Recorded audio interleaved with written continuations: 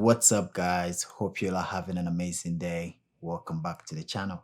In today's video, we're going to be talking about the Leica Summilux 35 Aspherical 1.4 that my friend lent to me when I bought my Leica M5.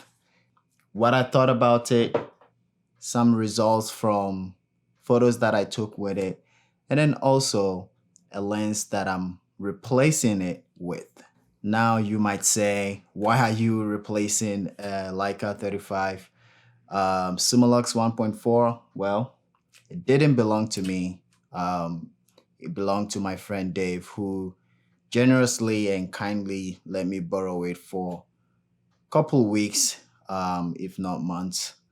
And I really did enjoy the lens. I wish I had the money to buy that lens, or I wish it was mine, but unfortunately it's not. It's gone back to the to the rightful owner. And Dave, I want to say thank you so much for letting me borrow. Not many people will let you do that. I had to get my own lens, and I had so many options. I mean, I sold a few gear, and that is what I've been trying to do. Is maybe this is something I might talk about in a different video, but I had a lot of other cameras that was just sitting around, even though I really love them and I use them. However, I decided to let them go so I can have just one camera, or at least a camera that I will use and know and understand very well. And so I took them to our local camera store, ended up having 1300 in hand to buy a new lens. And that was the main purpose, was to get a lens with it. With all these options that I had, I could have gone, Leica lens. I could have gone Voigtlander. I could have gone Zeiss. So many options. I chose to go with the Voigtlander color-skopar 35 2.5. And you would say maybe, I had the options to pick other great lenses. Why did I go with this? Well, the first thing that really sold me is the size. I mean, I still have this lens hood on, so it looks like a really big lens. But if you take this off and you pull this off, you are just left with this. And you cannot beat this. As somebody who really loves to have like compact cameras, small, I just couldn't go past this lens. When I was looking at the Voigtlander line, the one lens that really stood out for me was the Nocturne 1.4, 35 1.4. And I really wanted that 1.4. But then I asked myself, will I really shoot 1.4? Because I had been borrowing my friend's Summilux for, like I said, couple weeks, if not months, barely shot at 1.4. It was nice to have, it's nice to know that when you are in a situation where you need to shoot at 1.4, that you have it, but I barely shot it at 1.4. Mostly I'm out in the day, shooting at f8, sometimes even f11, f16. And so that was very easy for me to decide, I'm not set to 1.4. Again, it's very nice to have, but I'm not set to 1.4. And so what I wanted to talk about in this video is the fact that I'm saying bye-bye to the 35 Summilux 1.4. It was fun having it. It was fun shooting that lens. I got some really amazing photos with it. And now we welcome the Voigtlander color-skopar 2.5. And I have shot an entire row with this lens that I'll be showing results. But before I do that, here are some photos that I took on the Summilux 35.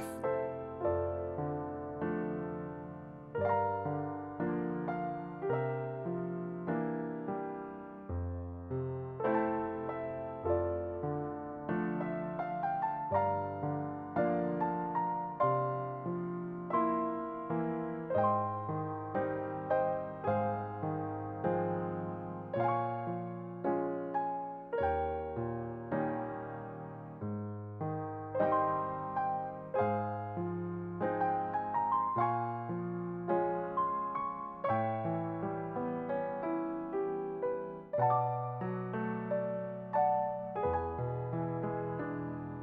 hope you enjoyed that. Hopefully someday, I will either own that lens or maybe another Summilux lens. Recently, I've been shooting a lot of, black and white. And so all of these photos that you'll be seeing are all going to be in black and white. I don't think I ever shot any color with the Summilux.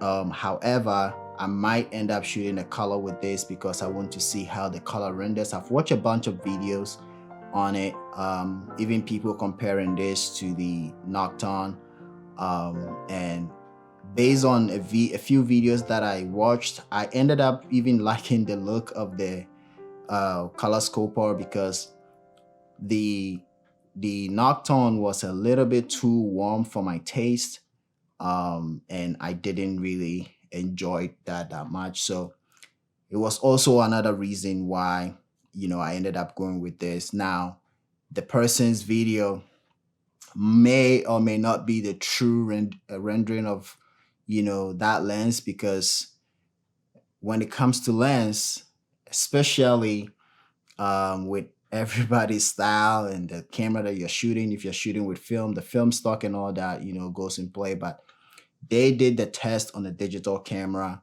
and they did it on an M10, and like based on that, the results that I saw, I thought the color-skopar looked better. As far as vignetting, I'm not somebody who really cares that much about it, because at the end of the day, it doesn't really distract that much from whatever image that you're going to take it with. So that is not an issue for me. But again, the one thing that really, really sold me is how small this lens is. Like, it is very, very tiny.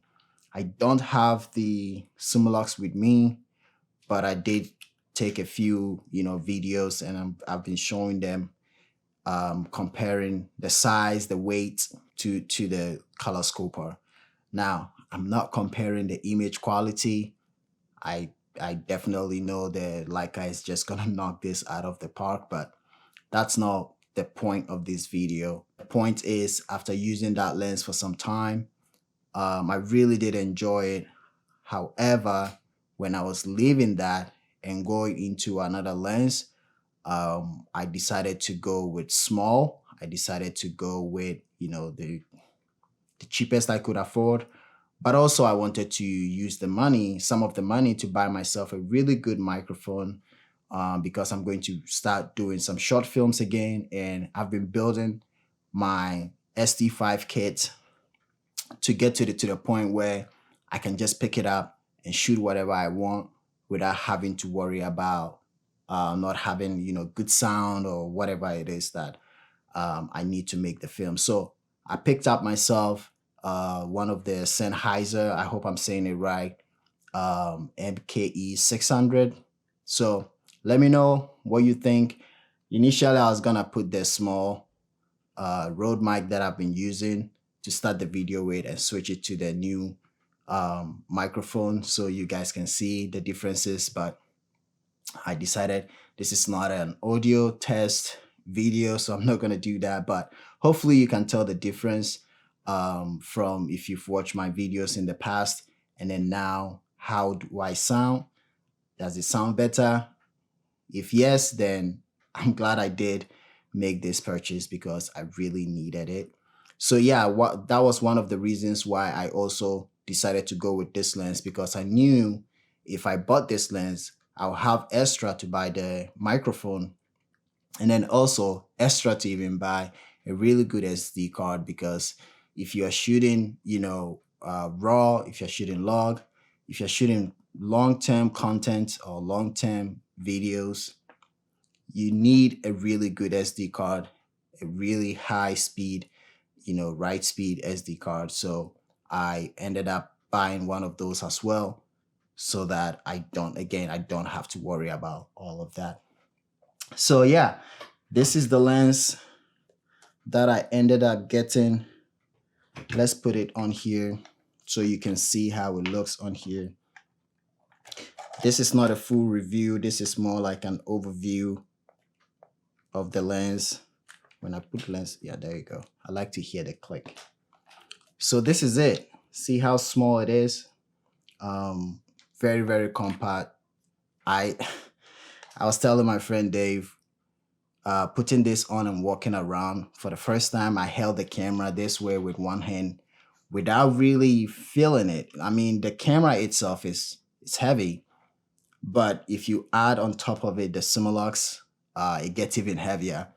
And if you are walking around with it, hand holding, and the way this camera is built, it's very hard for me. I mean, I'm still getting used to it, but it's very hard for me to just have it here all the time and take photos with it. I kind of prefer both the lag being on this side and this side, so I can have it here. Going to take photos, you just like pick it up that way. But this one is on this side, which again, I'm getting used to. And I also kind of like it because when you hold the camera, you don't have anything, any lag on here, or you don't have any strap on here that is like making it bulky to hold on and all that. So you can wrap it around your left hand, which is what I've been doing recently. And then just using your right hand to support it when you go to take the photos here and there. And I also don't like to take photos like this, so I go like that. I have really, really enjoyed having this lens. One thing that I really like too is this focusing tab here. Very, very smooth. Very, very nice. When you are getting into infinity, it has a little bit of resistance over there. I don't know if that is how they made it or if it's just this lens. I know that, with lenses, sometimes it can build up like some dust inside. So maybe the more I use it, it's going to be more fluid. But as of now, it doesn't really bother me. It's just like I can feel that when I'm getting close to infinity, there's a little bit of resistance in there. And then also, one thing that I really liked on the Summilux was the front. If you know me and if you've watched this channel for a while, you could notice that I really like everything all black. And I like things to, be straight and, lined up and all that. So I appreciated the fact that the Summilux had the black ring that you put on top of it to make it like flash. Whereas with this one, it's not like that. And then you have this silver ring here. Initially, when I got when I got the lens, like I said, it had this Voigtlander lens hood on, and we thought it was stuck. When I say we, the owner of World of Photography, where I bought the lens, and we didn't know how to detach it, so we were taking screws off, and I ended up with this ring that was on here, which was really nice. But then you could see the holes for the screws in there, and it didn't really look that great. So I ended up uh, thinking I would take it off. But eventually I figured it out and realized that you don't have to take any screws off. It just like goes in and then snaps in place. And then if you want to take it off, you just push down and then turn. Oh, here we go. Push down and then turn, and then it's off. So far I've been really enjoying it. Like I said, I think this is a lens that I might hold on to for a really long time. I'm not somebody that really choose lenses based on optics. I mean, it's important to some extent, but ultimately they all are going to take great photos. I adapted this to my Fuji ST5 the other time, and it looks really, really great. So it's making me even think maybe to get the 28 version of this and then sell my Fuji 27 because this boy has just been sitting. I barely shoot it, but we will see. One thing that I did recently too, like I mentioned, I don't really I'm not a fond of this silver ring. I don't mind, but also if I'm able to cover it, then I would do so. and then also like just to have something to give it some shade from flares and stuff like that. So I found out that this 27, when you buy the Fuji 27mm in the box, comes this little lens hood. I found out that they fit on here. So I have had this on the last couple of days, and it will give it some shade from the sun, from flare, but also cover up that silver a little bit. So even though once you have this on, you won't be able to like put any filter. If you want to put any filter, you have to unscrew it, put the filter on the lens, and then screw the lens hood on top of the filter. And it's a 39 millimeter thread size. So yeah, I found an article this morning about a guy who is 3D printing, black, stuff to like put on Vorlander lenses that has the silver ring. And it looks really good. So I might try it and see. One of my friends has a 3D printer. So he's the same person that printed these knobs for me that goes in this frame lines preview and then the self timer. If you are familiar with the this camera, it came with the white and then the black knobs that was in here that I ended up taking out, and then I wanted something to replace it. So these are 3D printed. And initially I was like, I don't know how I feel about it, but I barely notice it anymore, and I think it looks good. So that's it for the video. As far as image quality, I am yet to scan the roll that I, shot with this. So I'm yet to see for myself how they look. Right after I'm done recording this video, I developed 6 rolls yesterday, like 3 color and 3 black and white, that I'm going to be scanning. And obviously I'm going to have them in the video, so you're going to see, and I'm going to see for the first time for myself. And then maybe I'll really decide if it's really worth it or not. But as at now, looking at the negatives, I think they look good. And I've seen results from other people shooting this lens, and I think I'm going to like it too. So it was nice to have the Summilux. It was fun. But unfortunately, I had to say goodbye to it and welcome the new Nocturne color-skopar. So thanks for watching. I really appreciate it. Stick around, subscribe to the channel if you haven't already. Follow me on Instagram, Edmund K. Boateng. You can also follow me on Silly Street Boy. That is why I post mostly the street photos that I take on my Leica M5. If you would like to see those, and if you like to see my portrait work and other work, you can follow me on my main account, Edmund K. Boateng. But if you want to see all my portfolio work, go check out my website, kboateng.com. Really appreciate if you pick up KBANA Magazine. If you don't know about it, I will leave all the links in the description below. You can go read about it. It's an amazing magazine, and I know you're gonna really love it. So thanks for watching. I'll see you guys in the next one. Maybe I'll do a full review on this lens. Bye-bye.